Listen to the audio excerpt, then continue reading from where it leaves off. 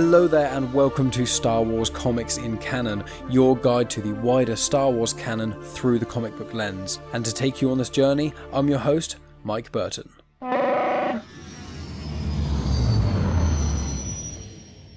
And so brings episode 42. So this week I'm tackling the either second or third story arc of the first run of Doctor Aphra comics. Now I say the second or third because the true second arc of Doctor Aphra is actually in the Screaming Citadel crossover, which I tackled in episode 36 of this show. It included Aphra issues 7 and 8. So this one tackles issues 9 to 13, and the story arc is called Doctor Aphra and the Enormous Profit. So for clarity, in this one, I'm not only tackling issues 9 to 13, but I'm also tackling the Doctor Aphra Annual number 1. Now for clarity, if you buy the trade paperback version, or the second volume of Doctor Aphra, it'll include all of these stories, and this annual is like quite a big part, I'd say, in certain aspects of the story. So starting off, issue number 9 was released in July 2017, issue number 13 was released in October 2017, the annual was released in August 2017, and the trade paperback collection, which is volume 2, was released in February 2018. So Kieron Gillen actually wrote both the annual and also all of these issues too. Kieron Gillen is also the one who created Doctor Aphra and wrote all of the first run of the Darth Vader comics, which I've tackled all of those on this show as well. So for clarity, Marc Laming and Will Sliney are the two artists for the annual, and Jordan Boyd was the colourist. For issues 9 to 13, the penciler was Kev Walker, the inker was Marc Deering, and the colourist was Antonio Fabela. Now this is a cool story arc, and also it has Darth Vader in it, so who doesn't love it? And the annual focuses on Black Krrsantan, which is Doctor Aphra's sort of Wookiee companion, who's also kind of a bounty hunter as well, kind of depending on what day you get him on. And just for clarity, in case you weren't aware, Wookiee, Chewbacca's a Wookiee. So Wookiees are already fearsome in itself, and Black Krrsantan is pretty terrifying. I do tackle some little bit of his origin in some ways in the Journals of Old Ben Kenobi, which I tackled a few episodes ago, and that shows how he got his scars and things, how he actually had an interaction with Obi-Wan, and obviously it didn't go that well. Now, if you don't know who Doctor Aphra is, then you can check out a variety of different episodes that I've released. You can check out episode 30, where myself and Tony Farina of Indie Comic Spotlight, also found on the feed of Comics in Motion, we just talk about Doctor Aphra for a bit after Tony had read the Darth Vader comics and the first arc of the Aphra comics. Or alternatively, you can just listen to the first volume of the Doctor Aphra comics, which I tackled on episode 34, or you can go back and listen to some of my Darth Vader comics, which she features in. So let's start with the Doctor Aphra Annual number 1. Now, I actually only read this for the first time the other day, because when I collected all the sort of Aphra comics and things, I didn't even know annuals were really a thing. Like, I had a couple of trade paperbacks that had annuals in them, but I didn't really connect the dots, and because I wasn't avidly trying to connect every single Star Wars comic, I just didn't have the annual, so it's quite exciting for me to read this. So here is the opening crawl for the Doctor Aphra Annual. It is a period of opportunity. In a galaxy oppressed by Imperial forces, there is little hope for the future. But for those operating on the fringes, there is potential for profit. Rogue archaeologist Chelly Aphra has obtained and is trying to sell the Roe Crystal. However, moving a relic like this can be tricky business. Luckily, she has just the crew to manage it, one of which is none other than Wookiee bounty hunter Black Krrsantan. Renowned and feared for his strength and brutality, Black Krrsantan follows Aphra to make sure she doesn't renege on a massive amount of money she owes him, or her promise to help Krrsantan find the people who made him this way. So this all starts by saying years ago, and it's on Kashyyyk, which is the homeworld for the Wookiees. There's a bunch of Trandoshans who are basically trying to go and capture Wookiees to use them as slaves. In the Imperial era, Wookiees were used as slaves quite a lot. Because of their strength, resilience, and their age, it means that they can, I think they live for like 300 plus years. So they live for a very long time, and obviously, as you know from Chewbacca and the movies and things, he's very, very strong. So having slaves of that caliber to the Empire was a good resource, I suppose. Now, Trandoshans were often slavers. Trandoshans, the most famous one would be Bossk. He's the bounty hunter you see in Empire Strikes Back, and he's also featuring in the Bounty Hunter comics at the moment. I think Bossk also appears in the Clone Wars series as well, but there's a whole episode on the slavers. In fact, in Season 3, episodes 21 and 22, Ahsoka Tano meets Chewbacca because Chewbacca and Ahsoka both get captured by these Trandoshans who are basically trying to do this big hunt. So Trandoshans, they're basically humanoid lizard people. They generally hate Wookiees because Wookiees, it's not exactly clear why in canon, but it seems to be generally that Wookiees are the only species of humanoid beings in the galaxy that can really match Trandoshans for both their speed, agility, and also their strength. You know, there are other creatures that are bigger, that are stronger and things, like a Dowontin, but those sort of things are generally a little bit slower. So Trandoshans and Wookiees basically butt heads quite a lot, and then when the Empire needed Wookiees as slaves, the Trandoshans had a field day. They also hail something called the Scorekeeper, which is their kind of view of a god in that sort of way that, yeah, as you say, they cherish something called the Hunt, which is in the Clone Wars episodes, and it kind of goes into a little bit more depth about it there.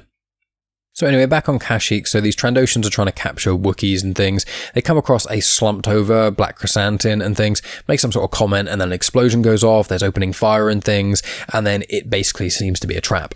Black Krrsantan manages to actually get one of the Trandoshans to himself, basically speaks to him, and it turns out that he allows him to live because he knows the Zonti brothers. It cuts to now, and this Trandoshan who Black Krrsantan spoke to is basically talking to two people who are journalists. One's called Dixnet and one's called Domthro. I'm going to refer to them as D&D because it's a little bit easier. D&D basically want to meet Black Krrsantan, and then they end up meeting Doctor Aphra and the crew, which is, 000 and BT1. As I said, D&D are journalists, and they post on something called the Undervine. Now, there's something called the HoloNet in Star Wars, and it's kind of like the internet and mainstream news in some ways. You can watch stuff on there, but you can also look up information.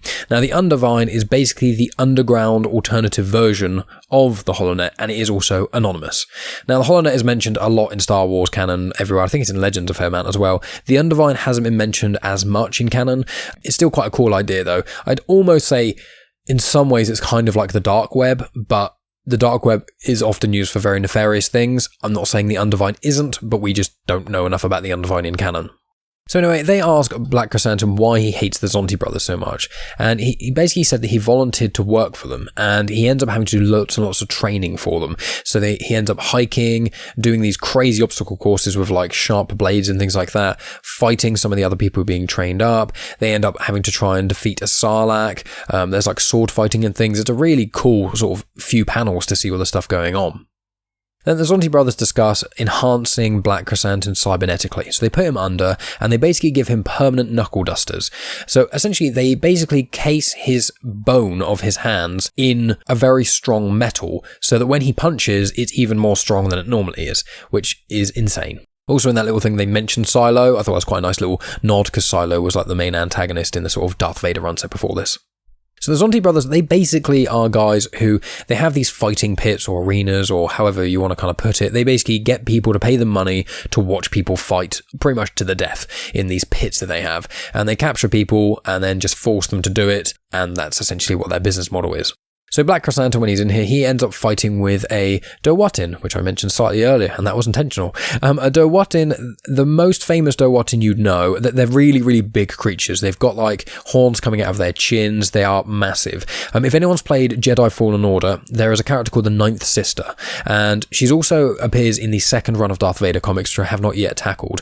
But she's one of the sort of bosses in Jedi Fallen Order. She's not the human one that you fight. She's with the other one that you fight, and there's also one that if you haven't played that game, you still would have seen them because they are in the films a little bit.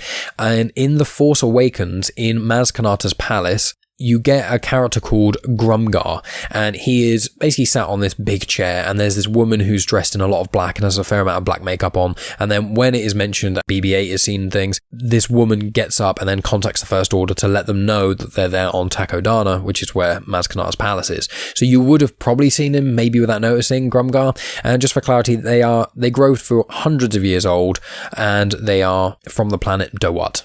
So it's a pretty big adversary, and Black Krrsantan beats him up quite badly. And as I said, it kind of goes backwards and forwards in this comic. So obviously all the stuff I just mentioned about Black Krrsantan with the Zonti brothers getting knuckle dusters, etc., that was all sort of in the past. It's him telling D&D about this stuff. So while this is all going on, Aphra sneakily slices D&D's ship and then basically sets out a beacon. There's then another flashback, and Black Krrsantan kills 3 people in the pit, and there's one scene where he crushes a Trandoshan skull. Now, that is one of the parts that I have taken a photo of, and just for clarity, if you go on Instagram or Facebook and go to @GenuineChitChat, I take photos of all the covers of the comics that I tackle, as well as the opening crawls for the ones, and also what I've started doing as well is taking photos I try to take one photo from each comic so you get to see generally what it's like, and this is one of the photos I specifically took. So in this fighting pit, after Black Krrsantan basically kills these 3 people, he then holds up one more species, which is a Ricto, and he basically yells out saying that, all hail Black Krrsantan and things, trying to he's got that showmanship element. And if you want to know about a Ricto, I tackled that in the last episode, so check that out. So then it comes back to D&D speaking with Black Krrsantan aboard their ship and things. And this is just a back and forth between them. I say it's a back and forth. Everything Black Krrsantan says is in Shriwook, and Shriwook is not something that is written in the comics like other languages are, like Arabesh, for example. And so it's just in roars and things like that, so you only know what Black Krrsantan is saying by the responses from D&D. So the woman, Dixnet, says, "You volunteered, didn't realise what you were getting into, and now you want revenge for your own arrogant mistake." And Domthro says, "I think you should be politer to the killer Wookiee dicks."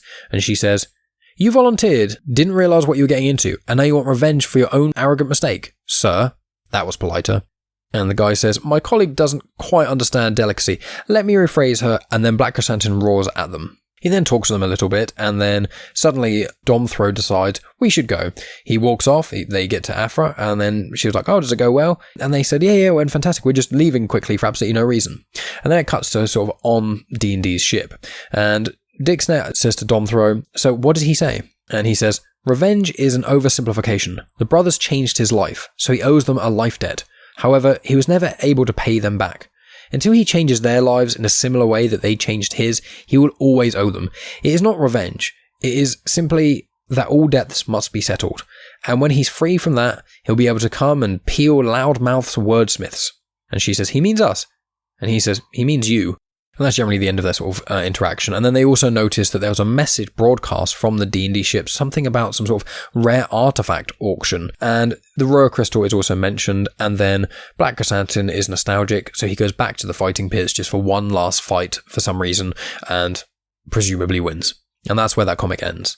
So I just want to clarify, this is a good comic to read if you want to get more information about Black Krrsantan, because it's quite an interesting character. But it is essentially, the Zonti brothers borderline tortured him and took him to the brink, making him fight and be brutal and all that sort of other things. And although they did ruin his life, he did kind of volunteer for it, and therefore he wants to kind of half pay them back. And at the very end of all of this, you get a little bit more information. So that brings us to the main run of Doctor Aphra comics then. So this is issue number 9. I'm going to read out the crawl for this one as well, but I'm not going to read out the other crawls for the other comics because they're all incredibly similar. So, rogue archaeologist Chelly Aphra briefly teamed up with Luke Skywalker and his friends to reactivate the Rur crystal, an artifact with the consciousness of an ancient Jedi. But when that endeavour led them to escaping only due to Luke's affinity with the Force, they decide it's best to go their separate ways. Now, still in possession of the newly reactivated Rur crystal, it's time to get back to what Aphra does best. Get rich or die trying. So I just want to say as well, with this comic cover, number 9, you'll be able to see on Instagram, Facebook and stuff, it looks like, and this intentionally, it's like a homage to Princess Leia, because Dr. Aphra's wearing something very similar to Princess Leia, and then she's got Black Krrsantan next to her that looks a lot like Chewie, and then 000 and BT-1 next to her, which obviously look like C-3PO and R2-D2, so I thought that was a nice touch and it's worth checking that out too. I also want to say that these comics, they're quite insular, so this whole arc all happens in the space of like an hour or two in one location. It's a really cool arc and it's very funny, and there's a lot of clever sort of dialogue bits in it, and visually it looks incredible. So although I'm going to be running through the story sort of narrative wise, I'm going to give you a few connections and things like that, I would say that this is a really, really good Aphra comic to pick up, and especially if you want to kind of get into the world of Doctor Aphra and the first Darth Vader comics didn't really turn you, Darth Vader does appear in this comic run as well. And when he's in it, it's amazing, because obviously Vader pretty much always steals the show. So with that all in mind, let's get to it. So it starts with, in an isolated abandoned lab in the Outer Rim, Aphra basically reawakens Rur. She's got his crystal into this special place that's controlling him using chemicals and things, not via electronics, because Rur has something called technopathy, and it's basically the ability to control technology. So it's like, psychopathy, being a psychopath mixed with technology. It's clever, but it's basically the ability to command all technology and things. So she puts him into this special casing thing and puts controls on it so that he can't actually do anything. So then it goes on to a place called the Sorka Retreat, and it's basically this small-ish space station thing. I say small, it's small compared to like gigantic things like that, but it's like there's one main giant room, and it's called the Sorka Retreat, so I think it's kind of there for like a holiday destination-y sort of thing. There's domes in there with like grass and whatever that looks out into space, which is very pretty, but it mainly takes place in this one sort of big room. So the Pride of Sontul arrive. This is a gang of Rhodians. Now, these are actually mentioned, I had to look this up, in the Darth Vader issue number 7 of the first run. Essentially, in the Darth Vader comics, there's the arc where Vader steals loads of credits from people of the underworld, and then Aphra orchestrates stealing them off Vader, essentially, and then Vader keeps those credits that she stole because she gives them to him, so it looks like the Empire had the credits stolen, but in reality Aphra stole them, who gives them to Vader so he can then fund his own sort of private army while he's vaguely trying to sort of undermine Palpatine. So, when Vader steals some of the credits, the Sontul Pride are actually one of the gangs that he steals a lot of credits for. And in fact, the main sort of leader of the Sontul Pride is a guy called Yonak, and he's a Rhodian who has got a mechanical eye, or robotic eye, however you want to call it. And Yonak's dad tries to unleash this beast onto Vader, and the beast kills Yonak's dad first, and then Vader does dispose of the beast. And also for clarity, Vader gives the contraband and the territory to Sutha the Hutt, which is, related to Jabba the Hutt, and Sutha helps Jabba's empire sort of expand and things. But yeah, Vader gives the contraband territory to the Hutts, so that the idea is that the empire starts to organize the criminals in a sense. They basically take out a lot of the smaller sects, allow the Hutts and certain other bigger crime families to kind of widen, but then the empire basically control these crime families. So they essentially control not only organized crime, but also the galaxy at large. And just for clarity, Rhodians, the Greedo is a Rhodian, he's probably the most famous one, so they're just green-looking humanoids with quite big eyes, no noses, and antenna. That's what a Rhodian is. So there's a big gathering on the Sorka Retreat, and Sutha, the Hutt, and Yonak bicker a lot, and, Sutha mentions the fact that Yonak's had a lot of his fortune stolen, she's surprised he could even afford things, and that's, a callback to that Vader comic I mentioned. So Aphra talks to the whole crowd after she kind of settles everyone down and talks to them about Rr's capabilities. She has control on them and basically tests them on a droid. So she allows a tiny amount of the technopathy to come out. It infects like a nearby droid, and then Black Krrsantan shoots that nearby droid in the head, and then Aphra sort of stops all the controls and things. She also shows off that she has automated gun turrets that come down from the ceiling, so she's telling everyone to basically calm down and things. Now, Aphra then leaves the guests and says she'll talk to each of them individually and things. And in the second issue, or rather issue number 10, it does actually go into a fair amount of detail about some of these things. You get to see panels introducing them all. I'm not going to introduce all of them because a lot of them were created for this comic, and it's just kind of more fun if you guys read this and see them for yourself, but I'll delve into that in a moment. So it wouldn't be a Doctor Aphra comic read if I didn't read out at least some of arguably the best characters' dialogue, which is 000. Now 000, just for clarity, is a refresher. He's basically C-3PO, but if his personality matrix is the 000 personality matrix, which is a complete psychopath, as in genuinely loves nothing more than murdering people, draining human or organics' bloods is one of the things he loves to do, and yeah, he's basically a complete psychopath. So basically imagine C-3PO talking to Dr. Aphra. So let's go for it. So it starts with 000. Is there anyone who needs murdering? It's been a while. And Aphra says, this isn't the time, guys. No, Master Aphra, it is never the time. Our recent adventures have leaned towards the cerebral rather than the draining of cerebral fluid. Trip, how much more brain fluid do you need? You sawed off the top of Krrsantan's head. And that was some time ago. You take the point. All this hanging around, experimenting, and making things safe. I have to say, I am getting a little bored. Okay, I promise you, after all this is over, we'll sort something out. Hey, maybe even those upgrades we were talking about. But until then, no murder at all. Actually, only on express orders. Understood. I will not murder anyone unless my master explicitly tells me. You got it. And as she says, she walks away. And then 000 sings to himself, loophole. And then the first thing that 000 does is he contacts his only other master, Darth Vader. And he does that because he is 89.43% sure that she plans to deactivate both 000 and BT-1 once all this sort of stuff is over, and that is simply unacceptable. And that's why he contacts Vader. And Vader says, "You've disturbed me, droids. I hope this warrants my attention." And that's where issue number 9 ends. So, issue number 10. So this one is basically Aphra going around and meeting all the bidders. So There's a guy called Thomas Tuve. He's like super old. He's like 400 years old. He's a human and he is ridiculously rich. He's richer than basically anyone there. There's also Suther the Hutt and the Sontul Pride Rhodians. They decide to put their bids together in a way to kind of, try and up their game because they know they can't really compare to some of the other people. Then there's the Kyban Front. Now, the Kyban Front say that technopathy is actually bad and that they want to get the raw crystals so they can basically get rid of it. And I'm just going to read what they actually say. And just for clarity also, the Kyban Front, the droids, this one that Aphra is talking to, their companion or whatever, was the one that Black Krrsantan shot in the face. So they are now repairing the droid, as Aphra says it's basically part of the hospitality package. So his friend is basically almost ready to be reactivated. And she says to him, so as I'm being kind, I trust the Kyban Front is making an offer worth my time. And the Kyban Front says, we represent various organizations. They wish this artifact destroyed. A droid's position in this galaxy is often marginal. Technopathy would only reduce that. Our financial offer is considerable. All debts for the organizations that I represent would also be settled. And Aphra says, but Rare's not just dangerous, you could learn so much, to throw that away. And the droid says, it is not worth the risk.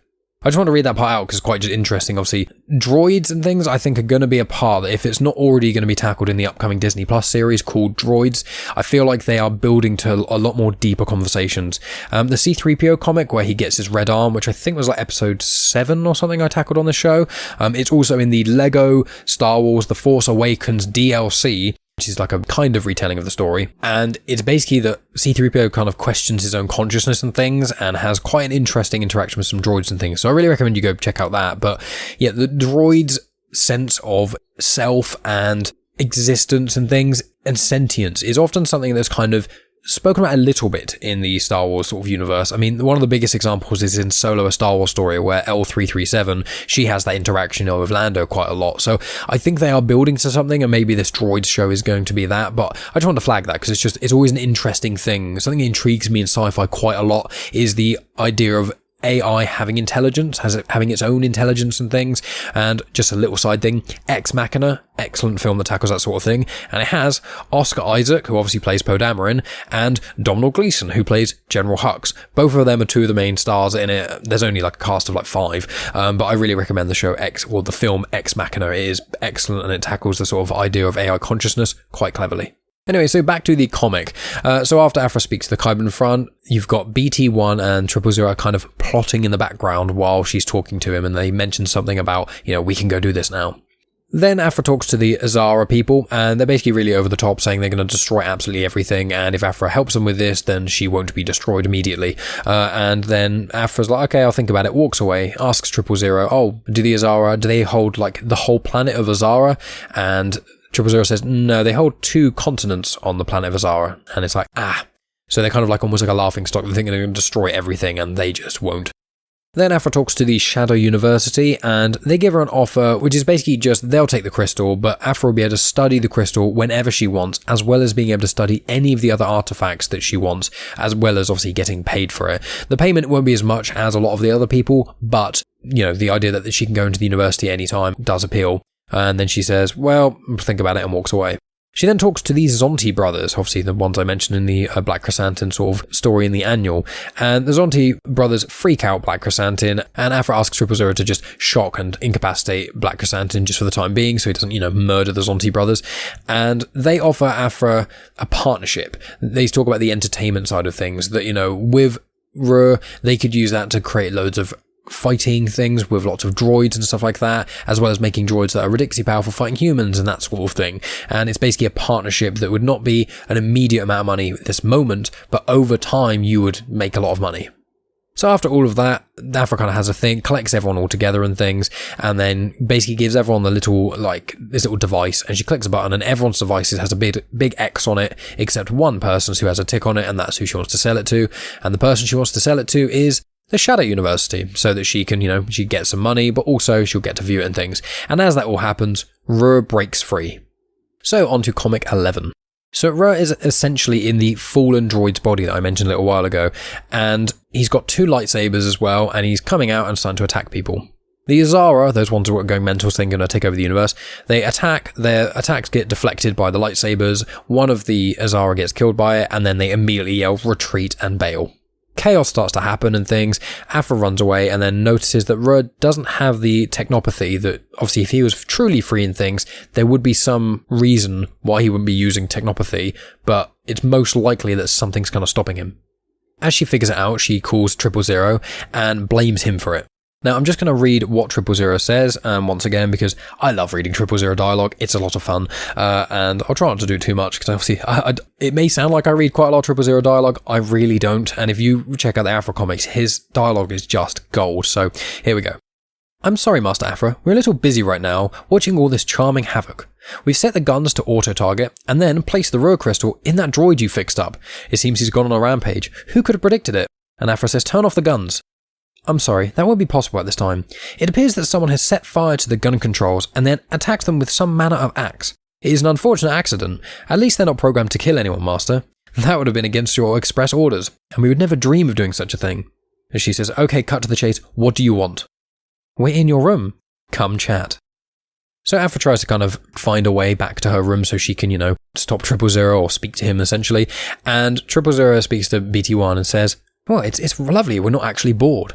And he says, existence is short, and one should always strive to enjoy it while one can. And BT1 does a little beep, and 000 says, yes, it is especially short when we're around. What's your point? I thought that was a nice little clever thing as well. So while all the chaos and stuff is happening, Yonak, the leader of the Sontul Pride, the Rodian, speaks with Sooth of the Heart, and they basically extend their pact and say, look, let's try and get the Rur crystal and also Bail, and we'll figure out when we leave.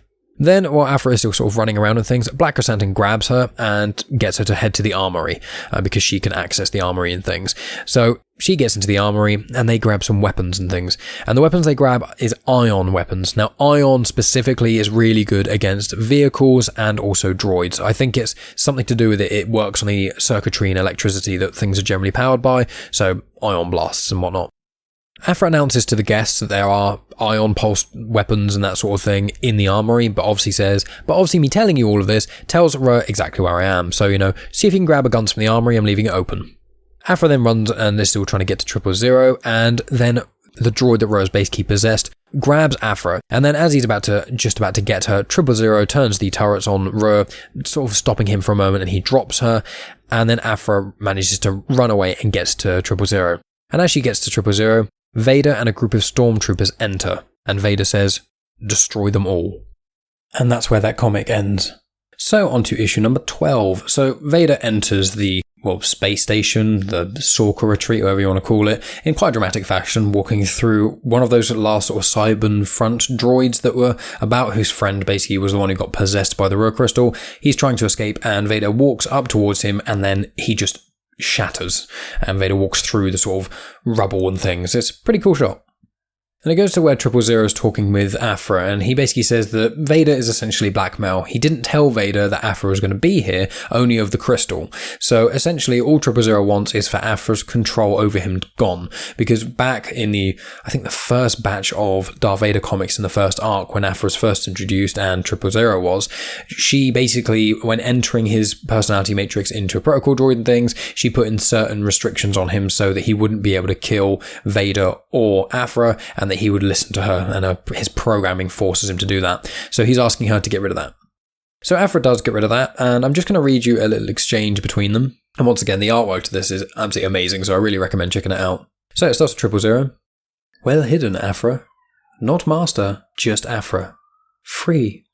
How delightful. You were many things, Doctor Aphra, but you were never disrespectful and rarely boring, until we meet again. And she says, can't we make it a goodbye? And he turns to her and says, until we meet again. And then Aphra says, Trip, I'm trapped on a space station with a man I'm most afraid of in the entire galaxy, and you still find a way to make things creepier. And you hear BT1 beep, and 000 says, yes, she says such sweet things about us, and she's still surprised that we let her live. And Aphra says to herself, learn a lesson, Aphra. This time, learn a lesson. And as she says that, Black Krrsantan charges in with an absolutely colossal gun, startling her. And basically he needs Aphra to deactivate those turrets that 000 activated and things, so he can basically take the Zonti brothers' ship. So Aphra sorts that out and things, and then takes Black Krrsantan through the dome, which is, that place where it's kind of been in and out of. It's basically just like a nice grassy area and a picnic bench, and you can see up into space and things. And there's a firefight going on there, lots of people and things.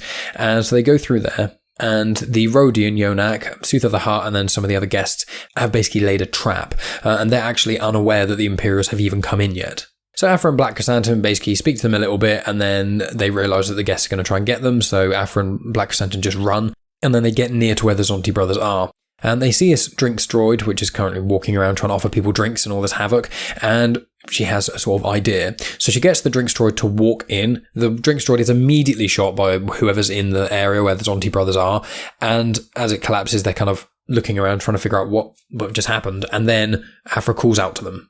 And as she's sort of getting the Zonti brothers' attention and things, she then blows an ion pulse which she had inserted into that drinks droid.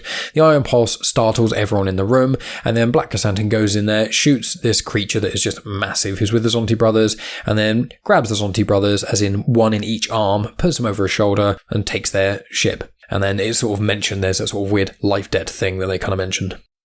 Aphra's about to get on the ship, and then she kind of has a think and then decides to be, in air quotes, good, and she wants to go back to the Shadow University's ship and basically wants to try and recover the rare artifact to then be able to take it.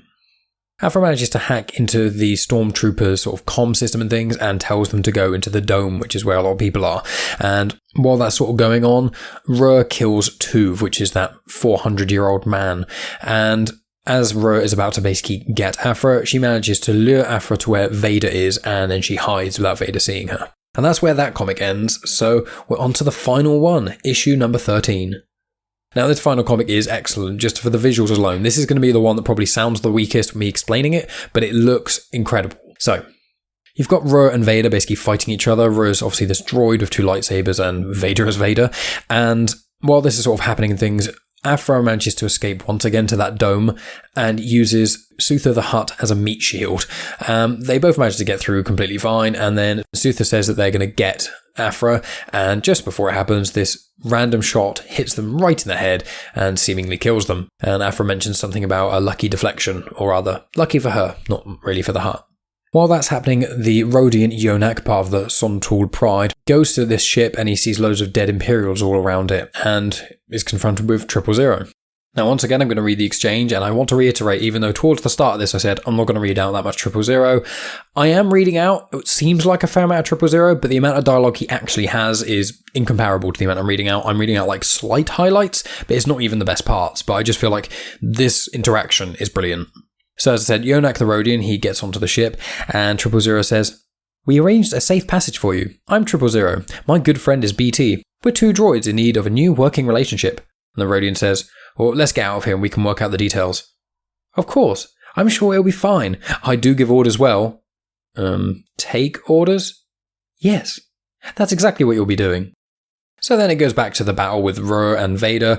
Vader manages to damage Rrr's sort of shell, and that lets a small amount of his weird consciousness kind of escape, and then starts activating all the auto turrets that are nearby. And Rrr tries to go into Vader's suit as well. While that's happening, Aphra just kind of mutters to herself, "Come on, Vader, you're better than this," when all the auto turrets start to activate and go crazy. And Vader then manages to basically smash up the body that Rrr's crystal is inhibiting the droid, and he also mentions that there are certain safeguards in Vader's suit to prevent people taking it over again. And as he's sort of smashing Rrr's body and things, he grabs the crystal with the Force, and in doing so, it seemingly deactivates the Rrr crystal. Aphra takes the Shadow Collective ship, and while that happens, Vader seems to sense an infuriating presence, as he puts it, but doesn't really do anything further in that regard. Aphra manages to escape some sort of blockade that the Imperials have made around the Sorka retreat, and then uses hyperspace and leaves. Now, this is sort of almost the epilogue sort of thing, so there's just going to be a lot of random sentences, which are just basically where all these characters ended up. So, Aphra gives artifacts to the Shadow University and the Museum of Barleth, and really, the Shadow University does come up in the Doctor Aphra's second run that's kind of ongoing at the moment, whereas the Museum of Barleth doesn't really seem to have been mentioned elsewhere.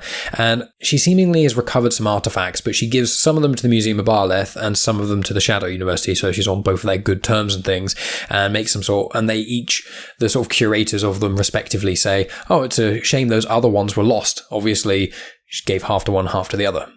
Then after that, Aphra is laying on a beach with a cocktail on a planet called Zeltros.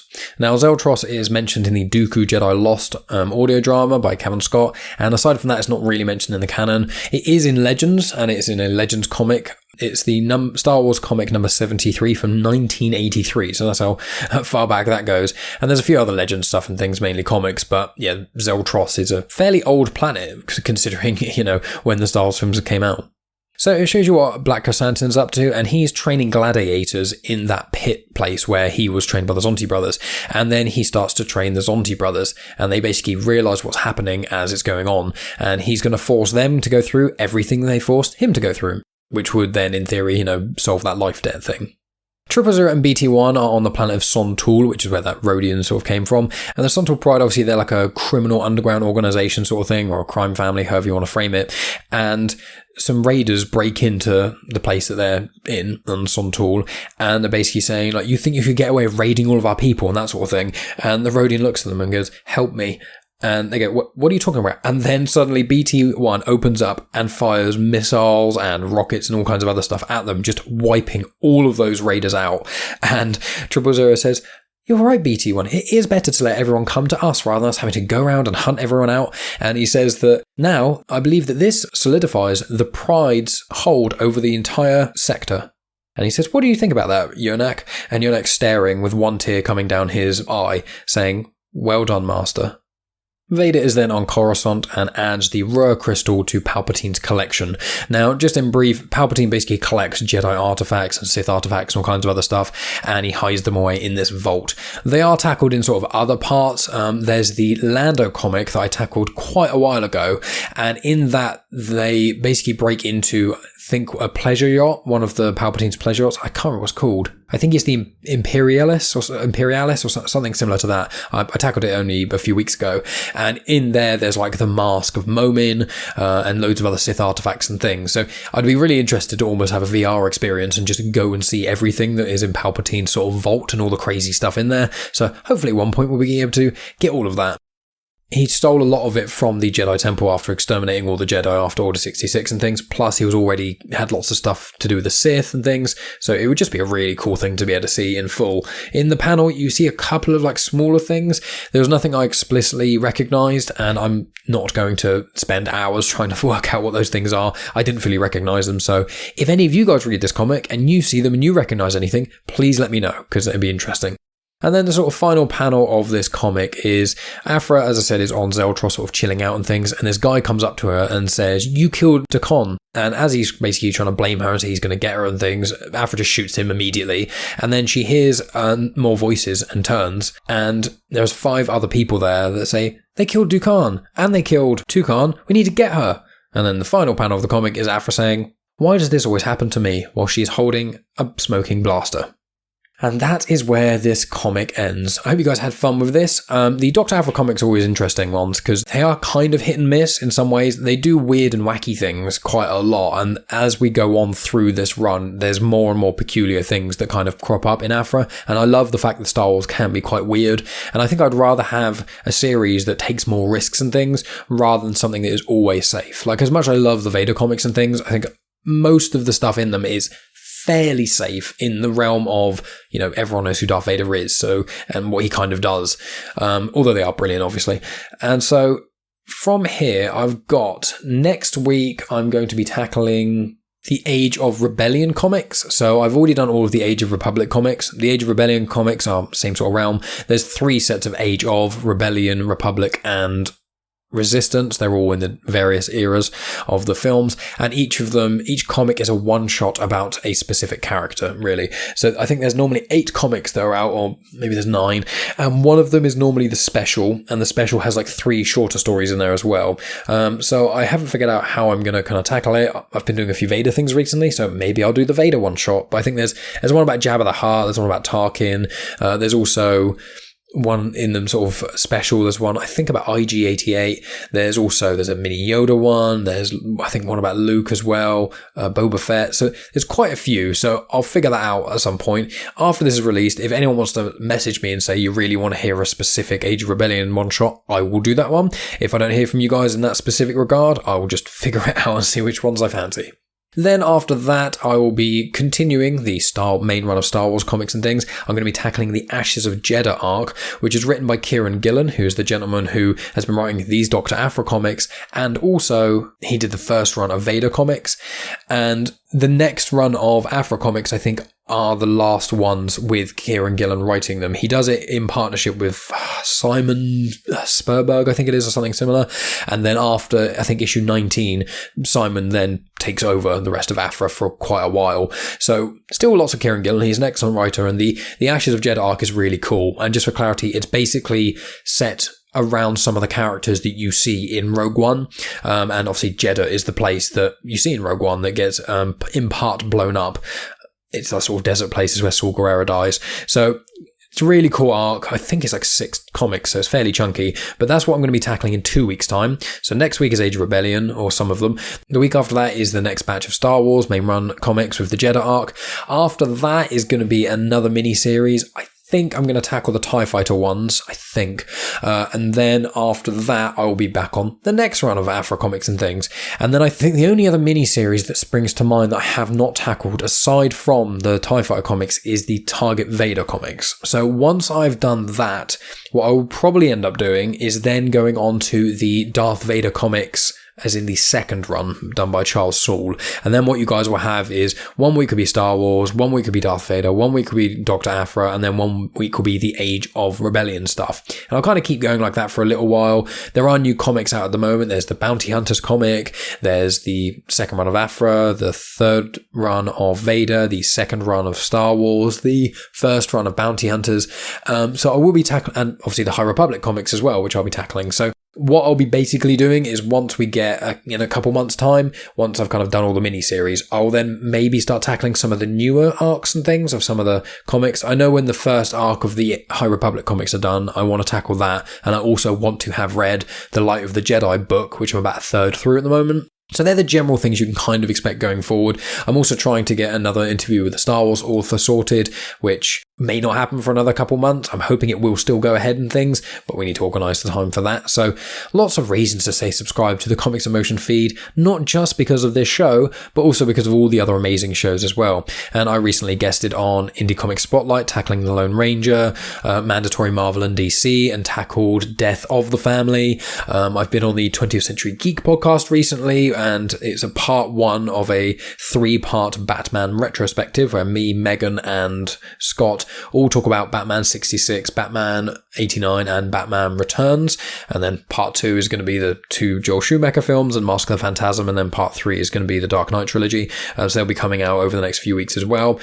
I've also recently been on the Ragbag podcast. I think the latest episode, I can't remember what it's called, but about 16 minutes or so through, I end up being on there for some amount of time. I haven't yet listened to it, and we recorded it before Christmas, so I'm a little bit hazy, and I've done loads of guest spots as well. And then on top of that, there is also WandaVision, which should be out after this has been released. I think it'll be out tomorrow or maybe the day after. So on the feed of Comics in Motion, any MCU fans know obviously WandaVision's out on the Disney Plus, and they're releasing 1 episode a week. Episode 4 is out as of me recording this specific part, because I'm recording this on Friday 29th, and I will be on there potentially with Megan, but with Matt from Jasper Reviews, who is also part of What's the Topic, which is another great show on this feed. And we're going to be talking about the 4th episode of WandaVision and some thoughts there. And we're doing that weekly, so it's not just me and Matt. We've kind of been not dissimilar to what it was when we did the Mandalorian specials and the Mandalorian was coming out, and every week we have like a